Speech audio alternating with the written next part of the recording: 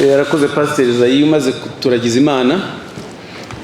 Nagira ngo rero ntangire mbashimira cyane kuba buri wese yigomwe umwanya we akitabira ubutumire bwacu kuri uyu munsi kugira ngo dushobore kuganira no kungurana ibitekerezo. Nahoze ndeba mu gitondo nsanga duheruka guhura ku itariki 17 z'ukwa mbere muri uyu mwaka 2023, nabwo twahuriye ahangaha. Icyo gihe twaganiraga ku bikorwa bijyanye n'imikorere n'imikoranire, ubufatanye hagati ya leta, by'umwihariko hagati ya Minisiteri y'Ubumwe bw'Abanyarwanda n'Inshingano Mboneragihugu n'amadini n'amatorero n'imiryango ishingiye ku myemerere. Hari za gahunda twemeranyijeho dusanga zifite akamaro zadufasha. Uyu munsi rero ni umwihariko dufite w'iki gikorwa kubera ko ukwezi k'Ukwakira buri mwaka hashize igihe kuva muri 2008 kwarahariwe ukwezi ko gutekereza ku buryo bwisumbuyeho ku bumwe n'ubwiyunge by'Abanyarwanda.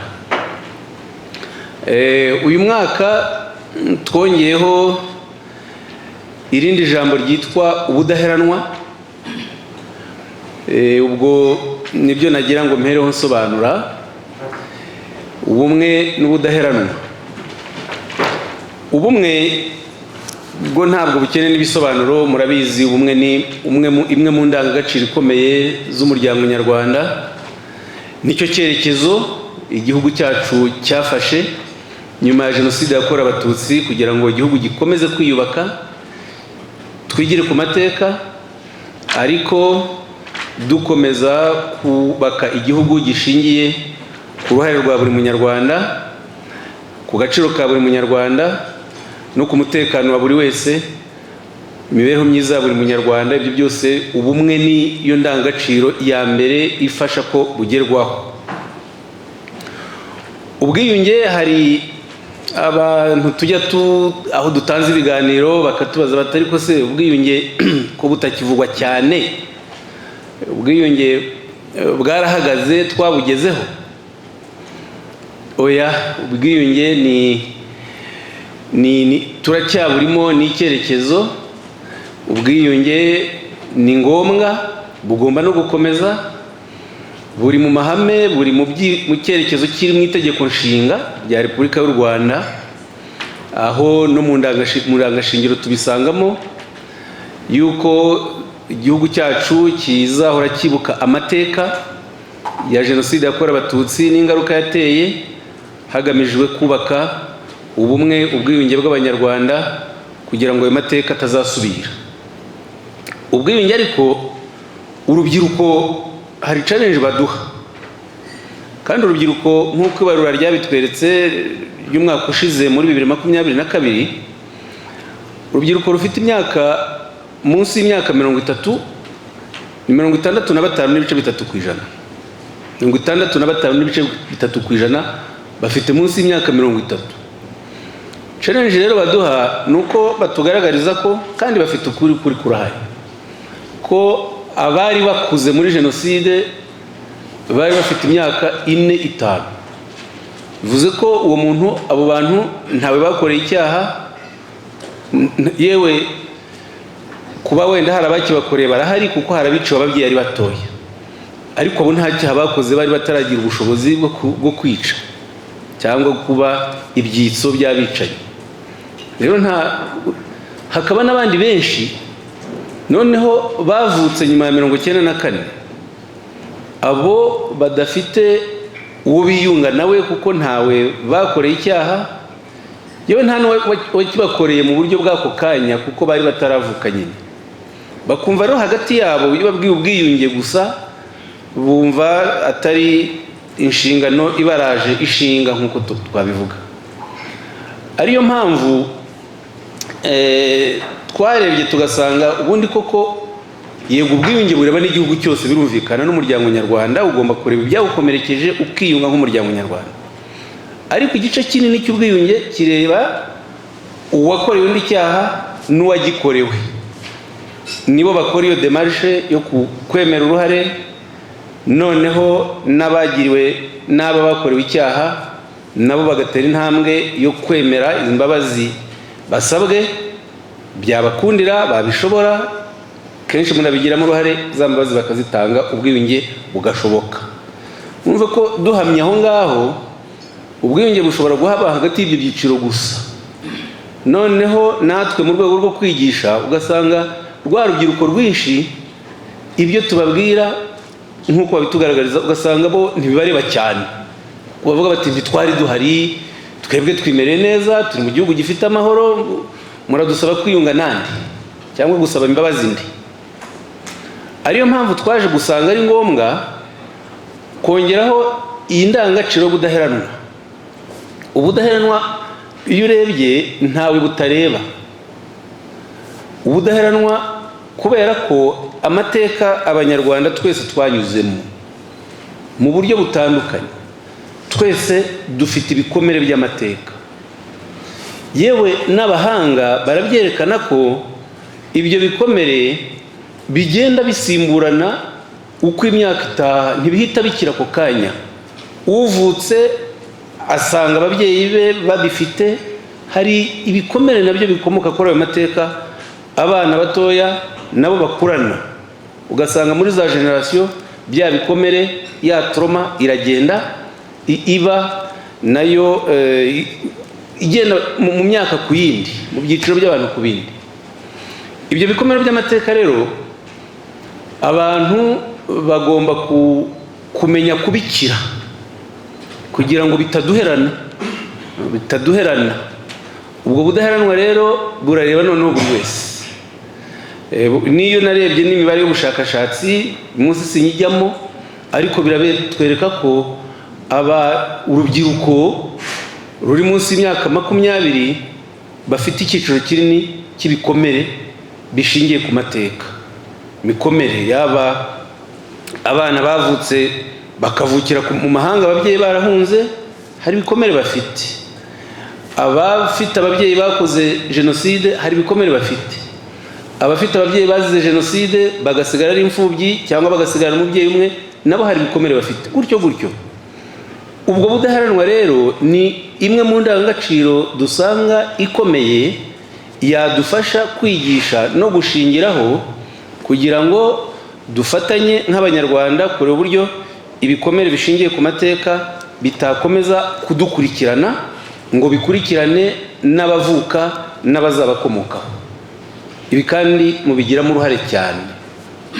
Muri uku kwezi rero kubumwe n'ubudaheranwa, niyo mpamvu twifuje yuko twongera tugahura, tukaganira, tukungurana ibitekerezo, tugahana inama, tugafata ingamba yuko twakomeza gufatanya nyine kugira ngo mu budaheranwa bw'abanyarwanda ibikomere by'amateka bidakomeza kubangamira ubumwe bwacu. Ubumwe dukomeze urugendo rwabwo tumaze kugeraho rwiza, dukomeze urwo rugendo iyo tugere 100%. Aho duherukira ubushakashatsi bwa reconciliation barometer muri 2020 bwatugaragarizaga imibare y'uko ubumwe bw'abanyarwanda bumaze kugera kuri hafi 95%. Ariko bamwe muri bo ni 94 n'ibindi. Ariko bamwe muri bo niyo musomye ku mbuga nkoranyambaga hari abavuga bati ese ko tukibona ibikorwa biremereye cyane bibangamiye ubumwe bw'abanyarwanda, birimo ubwicanyi, birimo kwangiza amatungo y'abantu, kwangiza imyaka, harimo inyandiko zirimo urwango ruremereye, ataho iyo mibare muvuga ntiri hejuru cyane kurusha uko realite imeze. Icyo nacyo ni ukukireba, kuko ushobora gusanga ako 6% gasigaye ariko karimo bya bikorwa bibi bifite uburemere bubangamiye ubumwe bw'abanyarwanda. Twagombye kureba umukuri kwabyo no mu miterere uko guteye ku 6% kugira ngo tushobore kubitsinda, hato bitazagenda ahubwo bizamuka. kuko buri mwaka turabibona ahantu hatandukanye. Tureberera ikibitera, hari inzitizi nyinshi zihari ziri mu buzima bw'abantu.